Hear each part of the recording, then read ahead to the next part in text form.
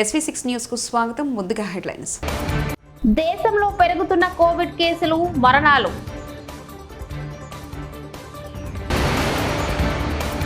భారత్కు రానున్న Tesla factory.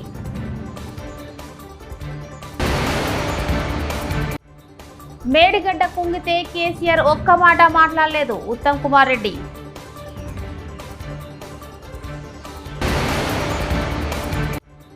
RGV cinema తీయాలంటే కోడి కత్తిపై తీసుకో, నారా లోకేష్.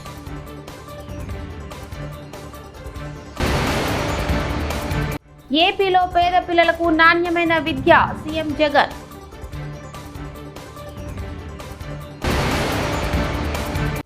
ఆరోగ్యశ్రీ కార్డులు చేతుల మీద పంపిణీ చేశారు శ్రీ అన్నం రెడ్డి అదీప్ రాజ్. దేశంలో కోవిడ్ కేసులు, మరణాలు రోజురోజుకు పెరుగుతున్నాయి. గడిచిన 24 గంటల్లో 797 కొత్త కోవిడ్-19 కేసులు నమోదు కాగా 5గురు మృతి చెందారు. దేశంలో 4097కి యాక్టివ్ కేసులున్నాయి. కేరళలోని 2, మహారాష్ట్రలోని పుదుచ్చేరి, తమిళనాడులో ఒక్కొక్క మరణం నమోదైంది. ఏపీలో 25, తెలంగాణలో 9 కొత్త కోవిడ్ కేసులు నమోదయ్యాయి. ఏపీలో 54, తెలంగాణలో 64 యాక్టివ్ కేసులున్నాయి. ఢిల్లీలో తొలి JN1 వేరియంట్ కోవిడ్ కేసు నమోదైంది. ప్రముఖ కార్ల తయారీ సంస్థ టెస్లా భారత్లో తన తొలి మ్యానుఫ్యాక్చరింగ్ ఫ్యాక్టరీ స్థాపనకు సిద్ధమైనట్లు పలు నివేదికలు పేర్కొంటున్నాయి. ఈ ఫ్యాక్టరీని గుజరాత్లో ఏర్పాటు చేయనుందని తెలిపాయి. దీనిని జనవరిలో జరిగే వైబ్రెంట్ గుజరాత్ సమావేశంలో వెల్లడించనున్నారని, ఇందుకోసం టెస్లాకు గుజరాత్ ప్రభుత్వం అన్ని విధాలా సహాయపడుతున్నట్లు నివేదికలు పేర్కొన్నాయి. కాగా దీనిపై ఇప్పటి వరకు టెస్లా, గుజరాత్ ప్రభుత్వం స్పందించలేదు. రైల్వే శాఖ ప్రవేశపెట్టనున్న అమృత్ భారత్ ఎక్స్ప్రెస్ రైళ్లు శనివారం నుంచి పట్టాలెక్కనున్నాయి. అందులో భాగంగా పశ్చిమ బెంగాల్లోని మాల్దా, బెంగళూరుల మధ్య నడిచే అమృత్ భారత్ ఎక్స్ప్రెస్ రైలును ప్రధాని మోదీ లాంఛనంగా ప్రారంభించనున్నారు. ఈ రైలు ఏపీలోని తుని, సామర్లకోట, రాజమండ్రి, ఏలూరు, విజయవాడ, తెనాలి, చీరాల, ఒంగోలు, నెల్లూరు, గూడూరు, రేణిగుంటల మీదుగా ప్రయాణిస్తుంది. మేడిగడ్డ బ్యారేజీ అక్టోబర్ 21న కుంగితే డిసెంబర్ 3న ప్రభుత్వం మారే వరకు అప్పటి సీఎం కేసీఆర్ దానిపై ఒక్క మాట కూడా మాట్లాడలేదని మంత్రి ఉత్తమ్ కుమార్ రెడ్డి విమర్శించారు. 1,00,000 కోట్లతో కట్టిన కాళేశ్వరం ప్రాజెక్టులో 3 ఏళ్లకే మేడిగడ్డ బ్యారేజీ కుంగిపోవడం అత్యంత బాధాకరమన్నారు. మేడిగడ్డ ఘటనకు సంబంధించి క్షేత్రస్థాయిలో పరిస్థితులు సమీక్షించేందుకు బంజారాహిల్స్లోని తన నివాసం నుంచి ఆయన బయలుదేరి వెళ్లారు. ఈ సందర్భంగా ఆయన మీడియాతో మాట్లాడారు. 3వ తారీఖు కౌంటింగ్, 7వ తారీఖు వరకు ప్రమాణ స్వీకారమైంది. 7వ తారీఖు 7వ తారీఖు కూడా వాళ్లే ప్రభుత్వంలో ఉన్నారు. ఆనాటి ముఖ్యమంత్రి ఇరిగేషన్ శాఖ మంత్రిగా ఒక్క మాట కూడా దాన్ని మాట్లాడకపోవడం ఇది చాలా విచిత్రమైన విషయం. తప్పనిసరిగా 1,00,000 కోట్లు పెట్టుబడి పెట్టి ఒక ప్రాజెక్ట్ కట్టి 3 ఏళ్ళలో కుంగిపోవడం అంటే అది చాలా పెద్ద సంఘటన, సిగ్గుపడాల్సిన సంఘటన. దాని విషయంలో అన్ని విషయాలు నిర్ధారించి ఫ్యాక్ట్ ఫైండింగ్ చేసి తగిన చర్యలు తీసుకుంటాం. ఇది అబద్ధం. వాళ్ళు అప్పుడు ఎలక్షన్ల ముందు దే ట్రై టు అదేదో తక్కువ జరిగిందని చూపెట్టే ప్రయత్నం చేస్తున్నారు. బట్ ఎనీవే తక్కువ జరిగిందనే మేము కూడా కోరుకుంటున్నాం. మేమేం పెద్దగా ఇది ఏదో రాజకీయంగా లబ్ధి పొందాలి కాబట్టి ఎక్కువ డ్యామేజ్ జరిగిందని మేము చెప్పదలుచుకోలేదు. బట్ ఈ రోజున్న పరిస్థితుల్లో మేడిగడ్డ, అన్నారం, సుందిళ్లలో మరి మొత్తం నీళ్లు తీసేయాల్సిన పరిస్థితి వచ్చింది. SRSP స్టేజ్ 2 ఇతర ఆయకట్టు ఇప్పుడు దెబ్బతింటుంది. ఈ స్టెబిలైజేషన్ ఆయకట్టు ఓకే. ఇప్పుడు అది ఎట్లా చేయాలనేది మేము ఇప్పుడు సమీక్ష చేసుకొని ఫైనల్ చేస్తాం. మేము డెఫినెట్గా ఇంత పెద్ద నష్టం జరిగినప్పుడు there will be accountability. Okay, will see what to do. వ్యూహం చిత్రానికి ప్రతి వ్యూహం ఉండకూడదంటే ఎలా అని తెదేపా జాతీయ ప్రధాన కార్యదర్శి నారా లోకేష్ ప్రశ్నించారు.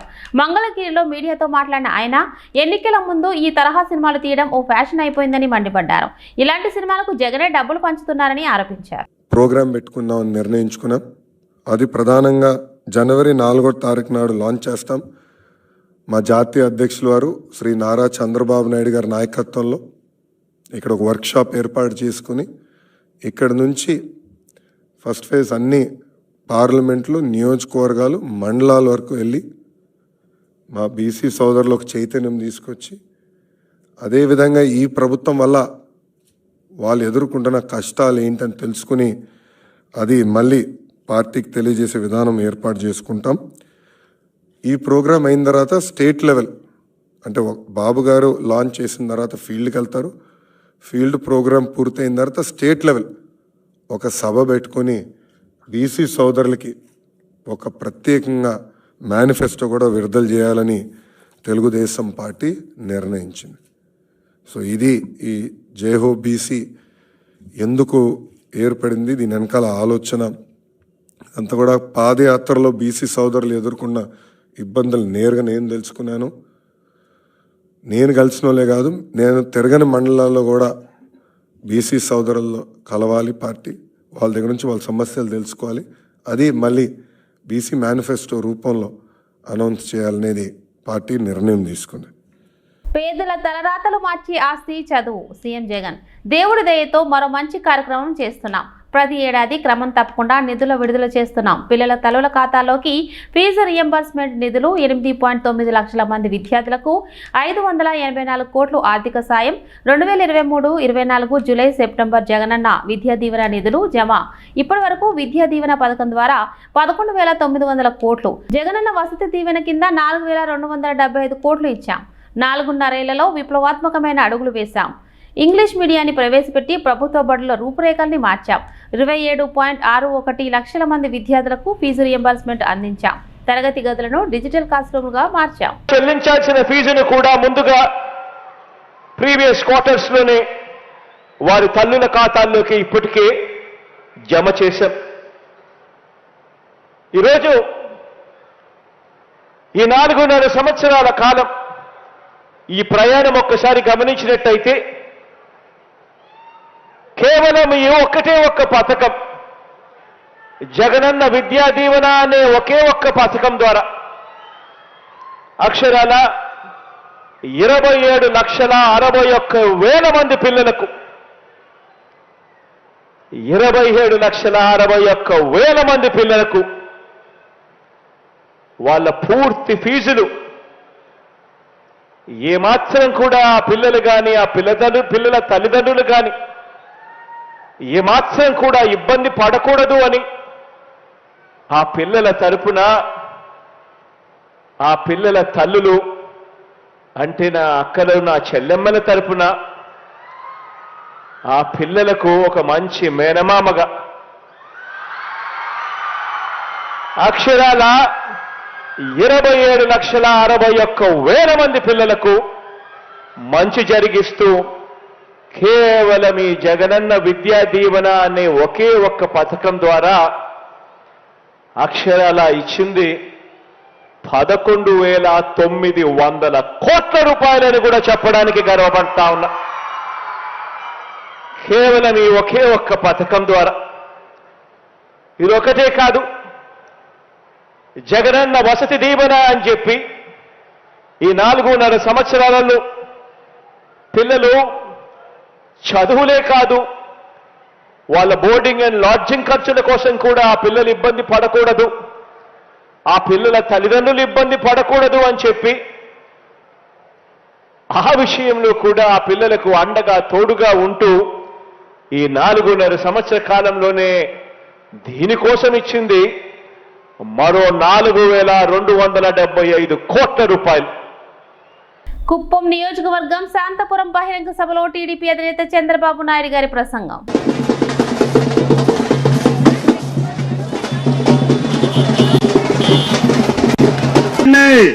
విమానాశ్రయం 100 కోట్ల రూపాయలు మళ్ళా దాన్ని కడతాం.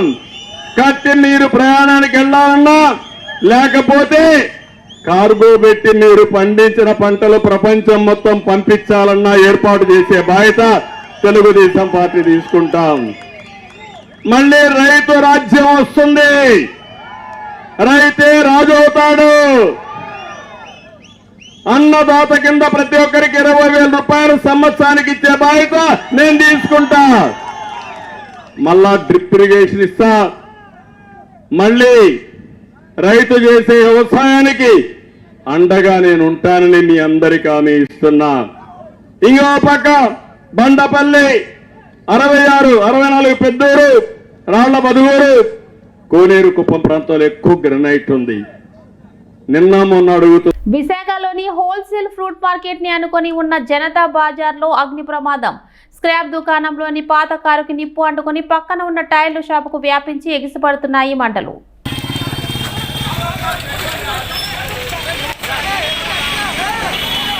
ఎన్టీఆర్ జిల్లా వీరులపాడు మండలం జుజ్జూరు గ్రామం నందు పెద్దాపురం గ్రామం నందు తెలుగుదేశం పార్టీకి చెందిన 53 ఓట్లు తొలగించడాన్ని నిరసిస్తూ వాటిని వెంటనే పునఃపరిశీలన చేయాలని స్థానిక టీడీపీ నేతలతో కలిసి ఎంఆర్ఓ కార్యాలయంలో డిప్యూటీ తహసీల్దార్ గారికి వినతి పత్రం అందజేసిన మాజీ శాసనసభ్యురాలు శ్రీమతి తంగిరాల సౌమ్య.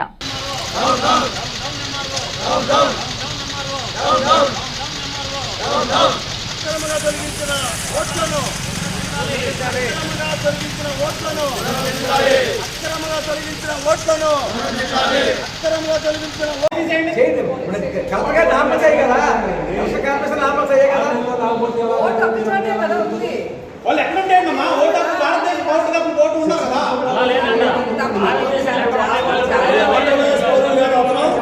అతను ఈ రాష్ట్ర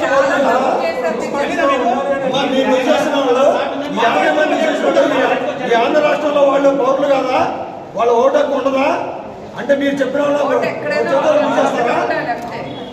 మీరెవరు తీసేయడానికి ఓటు కూడా అంతే కదా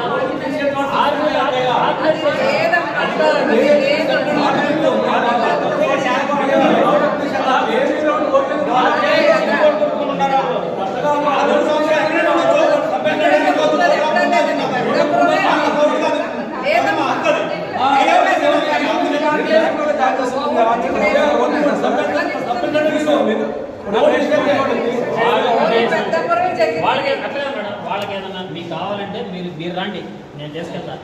వాళ్ళకి అక్కడ ఏమన్నా సొంత ఇల్లు కానీ లేకపోతే అద్దెకి తప్ప సొంత ఇల్లు కానీ లేకపోతే వేరే విధంగా కానీ ఎక్కడన్నా వాళ్ళ పేరు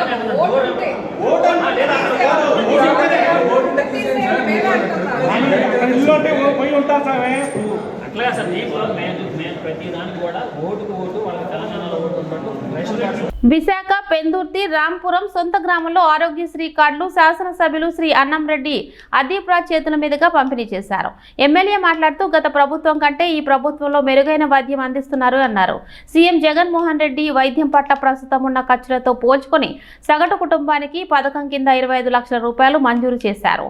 ఈ కార్యక్రమంలో రాంపురం సర్పంచ్ అన్నంరెడ్డి, శిరీష మరియు ఎంపీపీ నాగమణి, జెడ్పీటీసీ ఉప్పులు కనకరాజు దేవి, గోలి రాము, శరగడం నరసింహమూర్తి, దొగ్గ గౌతమ్, లెక్కల రమేష్, కిల్లి అప్పారావు, లాలం అప్పలనాయుడు, అల్లం అప్పారావు, బంగారు నాయుడు, రొంగలి శంకర్ ఇతర సంబంధిత అధికారులు పాల్గొన్నారు.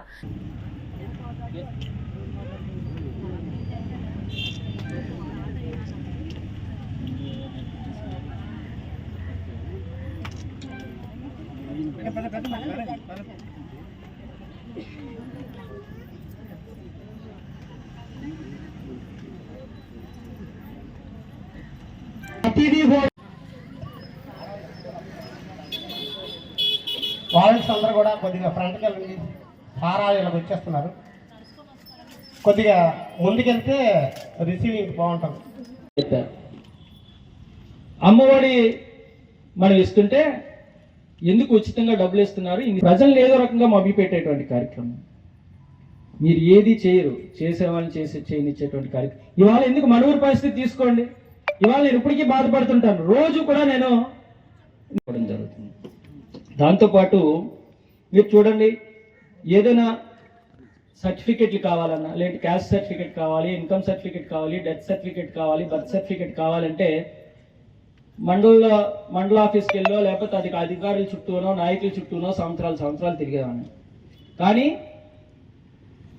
జగనన్న సురక్ష అనే కార్యక్రమం పెట్టి ఎక్కడికి వెళ్లకుండా ₹1 ఖర్చు లేకుండా మీ అందరికి కూడా సర్టిఫికెట్లు ఇచ్చారమ్మా.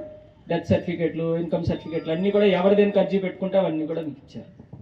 అంతేకాకుండా మీకు కూడా తెలియదు, ప్రతి ఇంటింటికి వచ్చి ఎప్పుడైనా చూసాం ఈ రకంగా ప్రతి ఇంటింటికి కూడా వైద్య సిబ్బంది వచ్చి మీకు పరీక్షలు చేసి మీకు ఏమైనా జబ్బు ఉందా, మీకు ఏమైనా ఇబ్బందులు ఉన్నాయా అవన్నీ తెలుసుకొని మళ్ళీ గ్రామంలో ఆరోగ్య సురక్ష క్యాంప్ పెట్టి మీ అందరికీ ఉచితంగా ట్రీట్మెంట్ చేసి ఉచితంగా మందులు ఇచ్చేటువంటి కార్యక్రమం. ఇవన్నీ కూడా మనం గమనించాలి. ఏ ప్రభుత్వమైనా ఇంత చక్కగా పట్టించుకుందా? గతంలో మనకి ఏమైనా పథకాలు కావాలంటే మీరు ఒకసారి ఇక్కడ మీ ఉన్న ప్రతి ఒక్కరికి కూడా ఏదో ఒక పథకం ద్వారా లబ్ధి చేకూరింది కదమ్మా. ఒకరికి అమ్మఒడి రావచ్చు, ఒకరికి డ్వాక్రా రుణమాఫీ రావచ్చు, ఒకరికి చేయూత రావచ్చు. దేశంలో పెరుగుతున్న కోవిడ్ కేసులు, మరణాలు.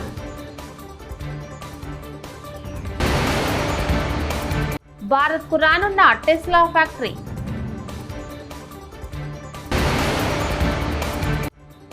మేడిగడ్డ కుంగితే కేసీఆర్ ఒక్క మాట మాట్లాడలేదు, ఉత్తమ్ కుమార్ రెడ్డి.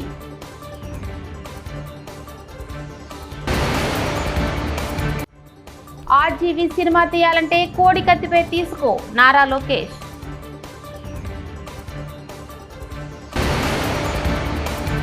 ఏపీలో పేద పిల్లలకు నాణ్యమైన విద్య, సీఎం జగన్.